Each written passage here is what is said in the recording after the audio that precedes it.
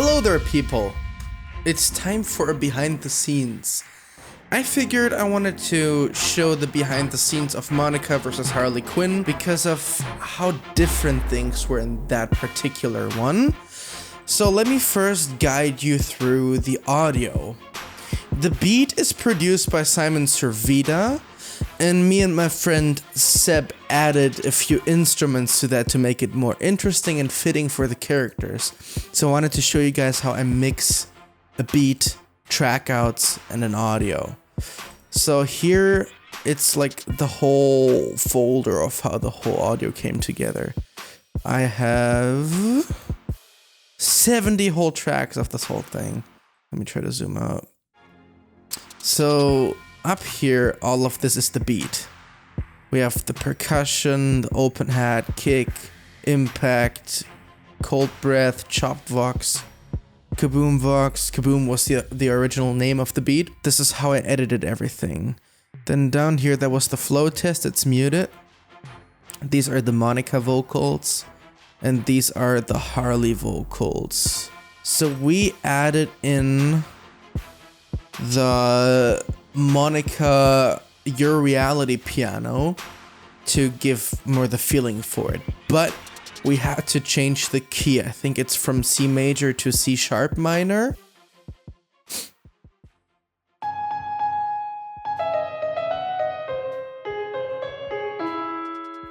Still far enough so you can still recognize the melody.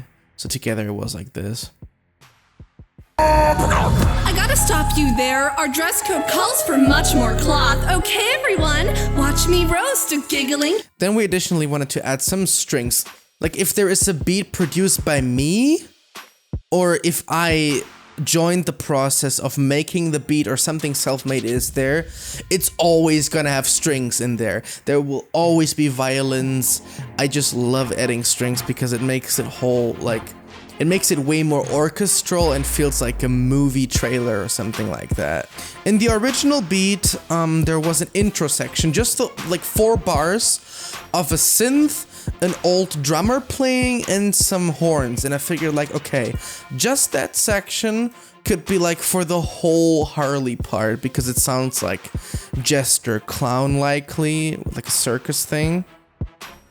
So I edited the whole part to be like this here.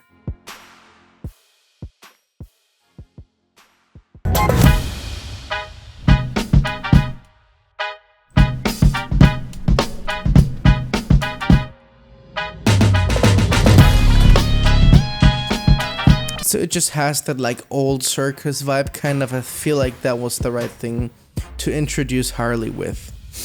Then we went over to the Suicide Squad scene.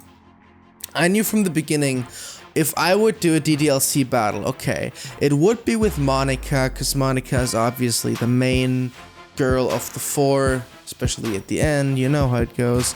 Quick warning, whenever you watch a battle, always expect it to spoil everything about the character. So I knew I wanted to have Monika as the rapper, but I also kind of wanted to incorporate all of the girls to like have DDLC as one battle in there and not do battles for all of them separate. So I wanted to do a little section for them, and I figured like, yeah, they're gonna just die. If you want to see how the part that Servida produced was made, then check out the first video that is in the description. That's actually how he made the beat live. He recorded that, and I think it's always really interesting to see, especially when you've seen the finished project, how it all came together from the start. So now I wanted to talk about why there were so many different editing styles, since that was, I think, the only time I did that. Monika is starting in her world, in her drawing style, with the text boxes and everything. She's coming from her world and she's starting there. While Harley is still in her cartoon, so she's also starting in the cartoon AMV style, like it's her world, so they're still separate. Then during the middle, Sayori, Natsuki, and Yuri are drawn, so they're starting to kind of like meet up.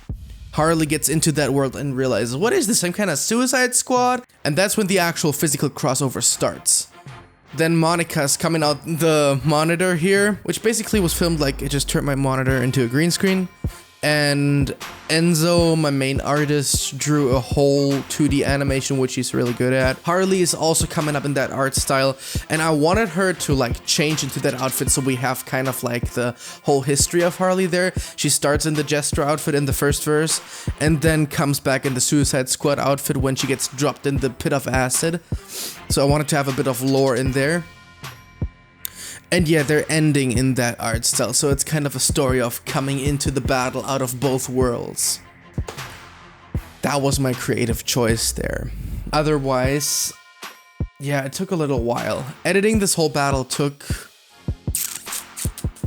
2.5 to 3 months, I think.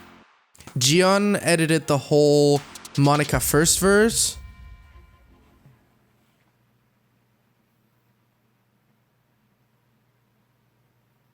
Nah. Uh-oh.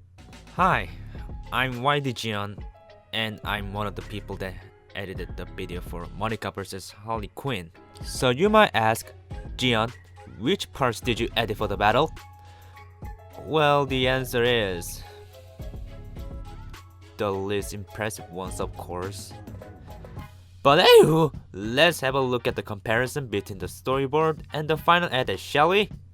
I'm definitely not doing this because I'm too lazy to open OBS Studio. I gotta stop you there. Our dress code calls for much more cloth. Okay, everyone, watch me roast a giggling, gullible, gaudy Gotham god. Is that a boy? No. Is that even a person? I like to think she's a groupie for the traveling circus. You're childish fighting in our rhyme and my writing. You were assigned as a psychic, now you're a psychotic side chick. If they make comics about your childhood, I'd reach for the tissues, cause this room would fill up with way too many issues. You're a psychiatrist from what I deduce. You must have wrote your thesis on domestic abuse. But if I beat you in this battle, you won't get out of the ghetto. So flatter to metal with Tantacraig out of Jared Leto. Cause no matter what you offer, he won't like you in the first place. You'll never swing your bat hard enough to get to third base. Was it gonna go? Gosh, that sucked. I mean, look at the text box. It's not even the same size that was in the actual game. Moving on. You probably noticed that some of the lines don't really match what the storyboard said. Well, I'm gonna talk about it. In this line, I was supposed to make books filling up the screen, but due to a lack of ability to do it and make it look seamless, I wasn't able to follow the storyboard. Well, there's a Geon for ya. So I just put a paper falling green screen footage I found on YouTube, cause why not, it fits. Well, I guess that's all for the editing stuff. Wait, did I forget about Yuri in this part? I want to give a big shout out to Chrono Shack and Yuga Minari for the custom DDLC sprites used in the video. You know, the original sprites from DDLC have very limited expressions to work on. If I only use the original sprites, those scenes will look not as good in the final bid. Then I found this thing called Mood Posing Tool on the Doki Doki Modification Club subreddit. The tool basically makes setting moods easier and offers a wider variety of expressions. Without the tool, I couldn't have made the video look good and more natural. So check out the mood posing tool on the DDMC subreddit if you're interested. Oh, did you know that After Effects 2019 is a fucking garbage? I edited Harley's first verse. Enzo edited the Suicide Squad scene and obviously the animations. And then I did the rest of the last part. And that's how it all came together. I hope you've learned a bit more about the production of the rap battles, and I taught you a little bit. If you have questions, drop them in the comments, and I will see you with the next battle. I kinda told myself, yo, don't do deadlines anymore, cause those just stress you out. I do want to get battles out monthly or something like that, but I don't want to promise it, because it's just gonna stress me out. But we will see what happens this year. I have some really cool plans. Stuff is being cooked, is cooking. And we'll see how it goes. See you guys, bye. My name is Felix and I wasn't at all involved in the production of this video. I just wanted to say hi.